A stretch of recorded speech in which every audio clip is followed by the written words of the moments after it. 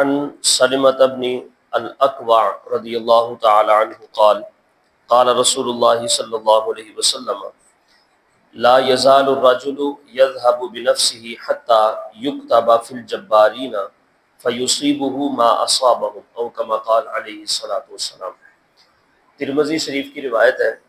حضرت سلمہ بن اکوع رضی اللہ تعالی عنہ ارشاد فرماتے ہیں، نبی کائنات صلی اللہ علیہ وسلم نے ارشاد فرمایا، لا یزال الرجل یذهب بنفسه حتی یکتب فی الجبارین۔ حضور ارشاد فرماتے ہیں کہ ایک بندہ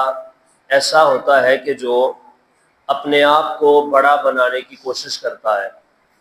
اور وہ جب اپنے آپ کو بڑا سمجھتا ہے یا بڑا بنانے کی کوشش کرتا ہے تو اس کے ہاتھ سے بسا اوقات ظلم بھی ہوتے ہیں اور زیادتیاں بھی ہوتی ہیں، لیکن چونکہ اسے شوق ہوتا ہے کہ میرا درجہ بڑا ہو، مجھے لوگ بڑے نام سے جانیں، اور میرا نام جو ہے وہ لوگوں کے درمیان معروف ہونا چاہیے اور ایک خوف کی علامت ہونا چاہیے،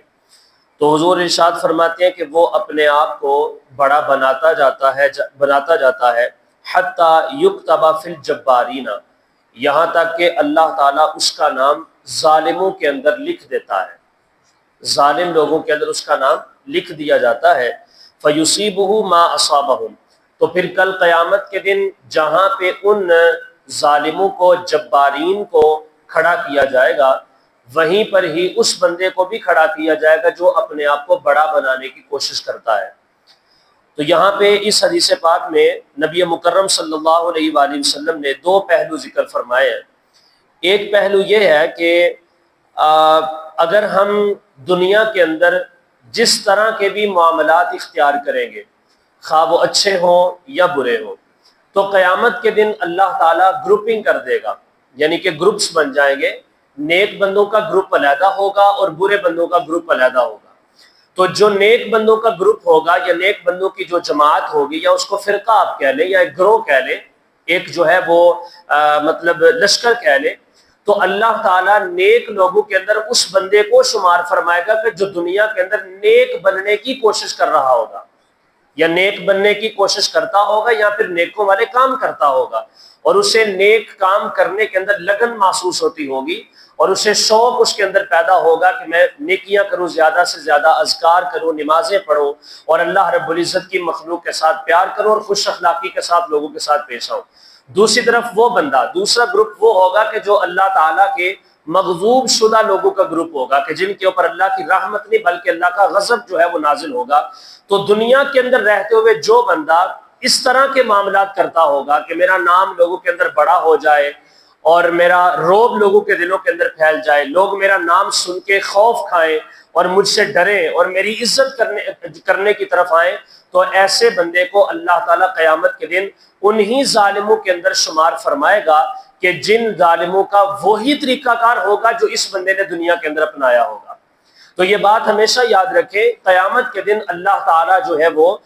انسان کو اس کے اعمال کے مطابق تو صلہ دے گا، لیکن اس کے اعمال کے اندر جو سب سے بڑی بات ہوگی وہ گواہیاں ہوں گی لوگوں کی۔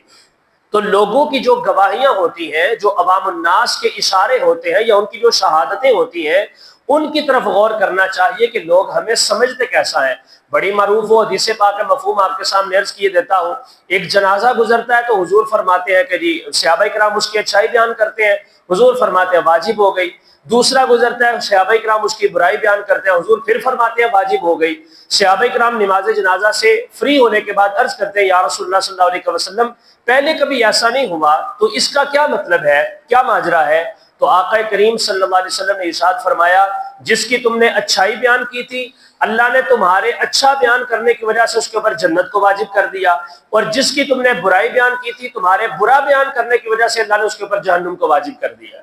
تو یہ جو لوگوں کی گواہیاں ہوتی ہیں،